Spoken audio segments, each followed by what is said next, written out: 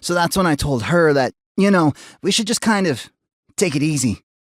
Dr. Gregory Schorn, lead scientist for the U.S. Department of Extraterrestrial and Alien Defense, D.E.A.D, moved to push his glasses up his nose before he remembered he no longer had glasses.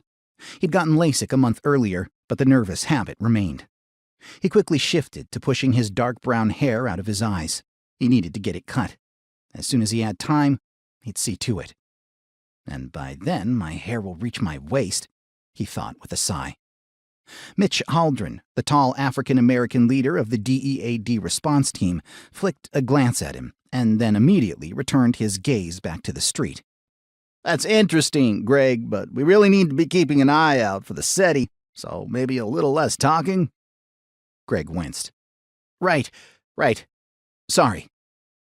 SETI, Search for Extraterrestrial Intelligence, was what they had taken to calling the escapees from Area 51. The list of genetic hybrids created from alien and animal DNA and purebred aliens recreated from alien DNA taken from crash sites by the U.S. government was simply too long. Generally, when they went on one of these capture missions, they didn't know exactly what type of SETI they were going after. They just knew the U.S. government never intended for them to be running free within society. Greg was part of the response team created to track them down. He was the only scientist. The rest of the team was composed exclusively of former military. Since Greg had spent most of his life as a poster child for Geeks R Us, they weren't exactly his usual social group.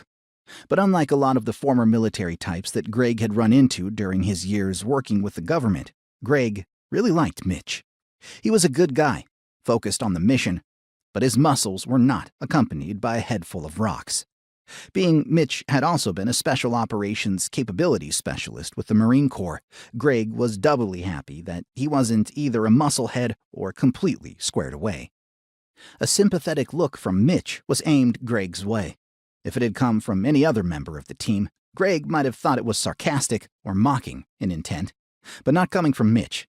He was married with 2 kids. Dating hadn't been an issue for him in over a decade. "Any idea what kind of creature this one is?" Greg shrugged. "Nope. It's not in the database." "Well, that's a shocker," Mitch deadpanned. Greg grunted in agreement. The D.E.A.D files were a mess. A year ago, after everything had happened with Martin Drummond and the world practically ending, Greg had had a few golden moments when he'd thought that the alien threat was over. Of course, it only took a few days before everyone remembered that a ton of aliens had escaped Area 51 and that the D.E.A.D, which Martin had been in charge of, was the agency directed to round them up. But with Martin dead, the D.E.A.D was in shambles, and no one was hunting them down. Add in the computer virus Martin Drummond had left in the system, which had wiped most of the project files, and it was a complete disaster.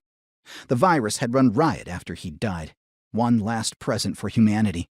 A computer specialist managed to stop the virus before it destroyed everything, but it had done a lot of damage.